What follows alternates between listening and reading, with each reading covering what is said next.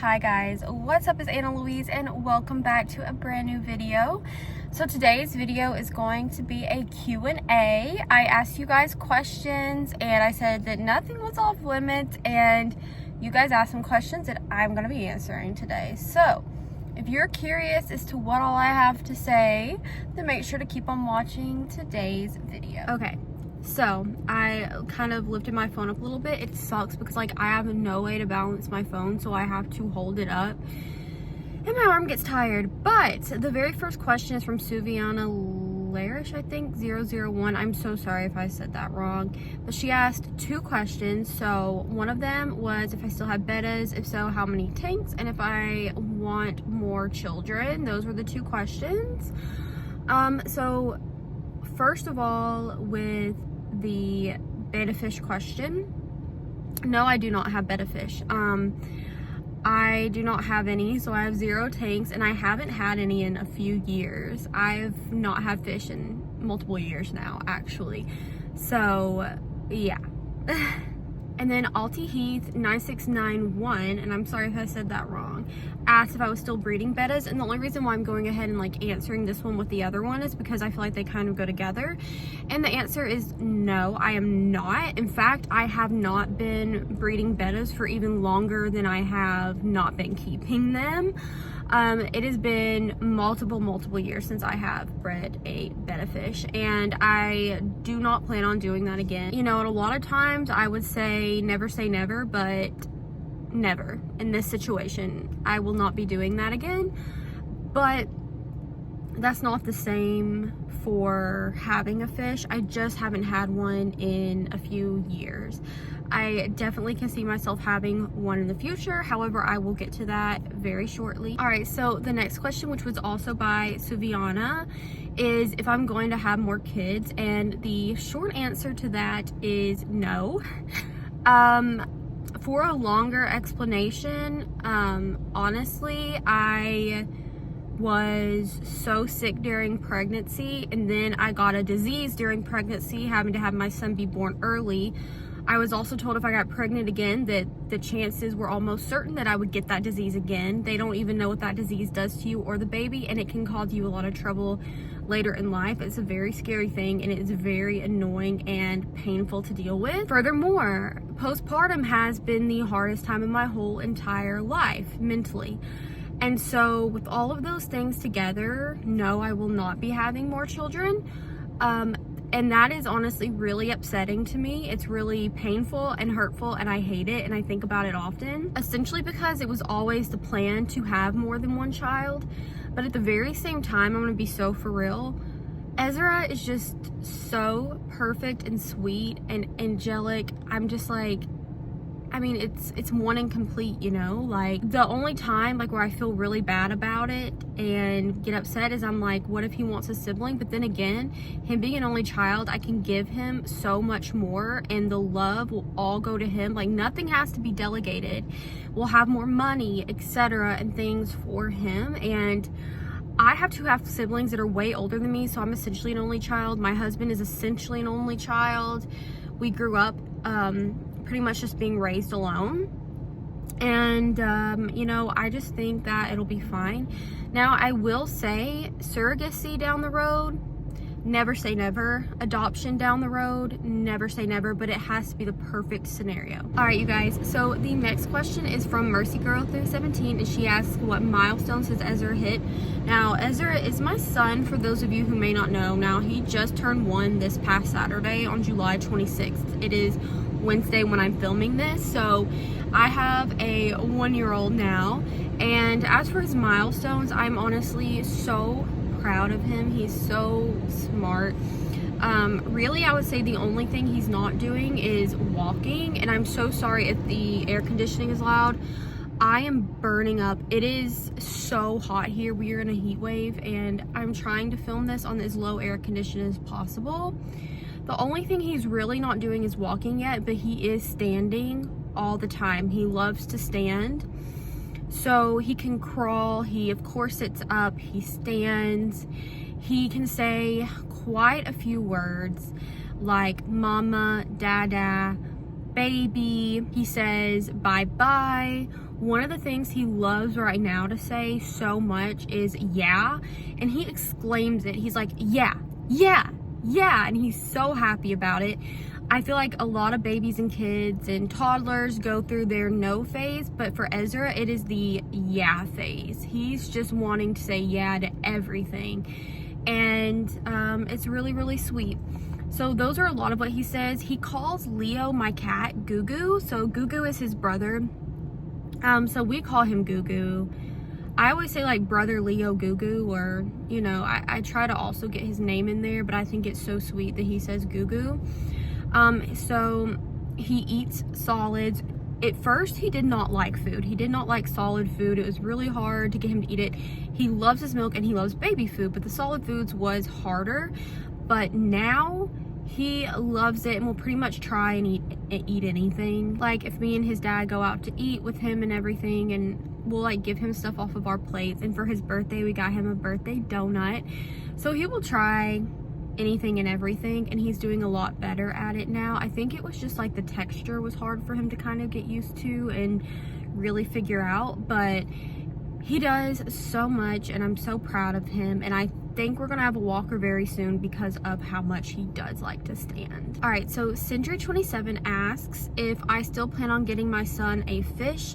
The answer is definitely yes. It's just my whole winter went to complete shit because I ended up in a mental hospital. I mean, I wasn't like admitted staying there, but I was in an intensive outpatient program.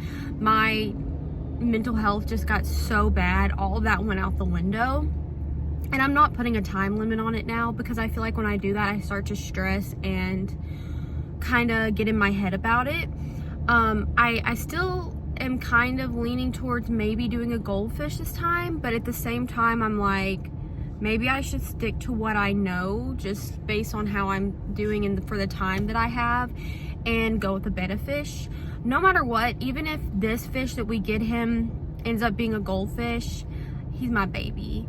He's my son. Like, of course he's gonna have a betta fish at some point. So that'll definitely happen, and I definitely will film. It's just honestly been on the back burner, and I've just been trying to work through life and get better and heal and get through this postpartum and find a medicine that works and all these different things. So it's just been very much on the back burner, but it definitely will happen. Okay, it's another day and I'm back with another question.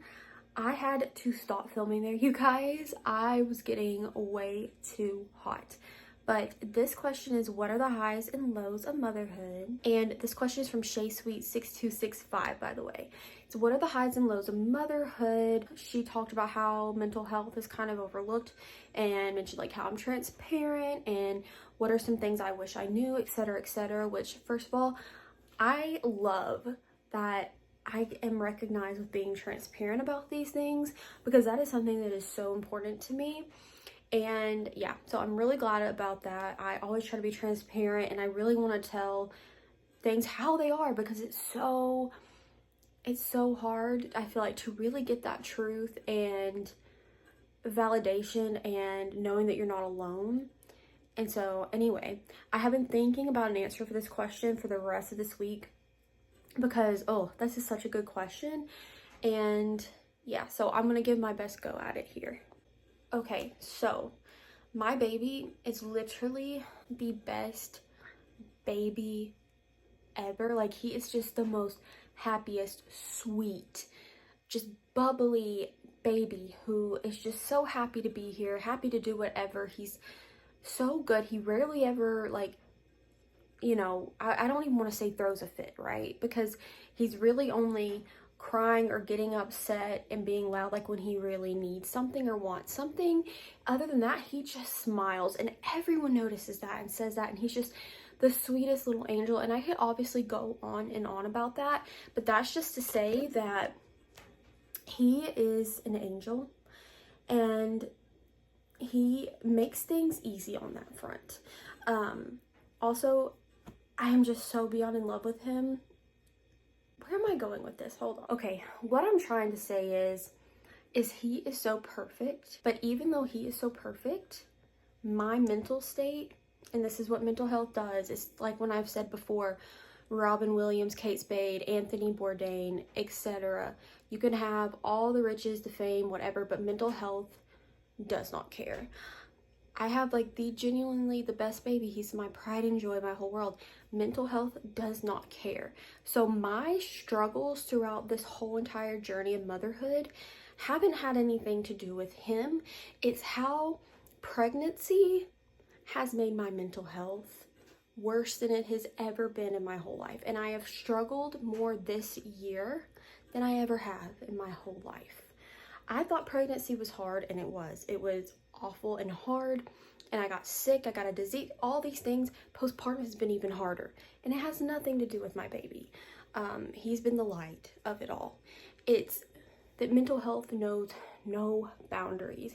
And I feel like I got pregnant when so many people in the community that I live in also got pregnant. They seem like they are just doing fine and dandy all the time.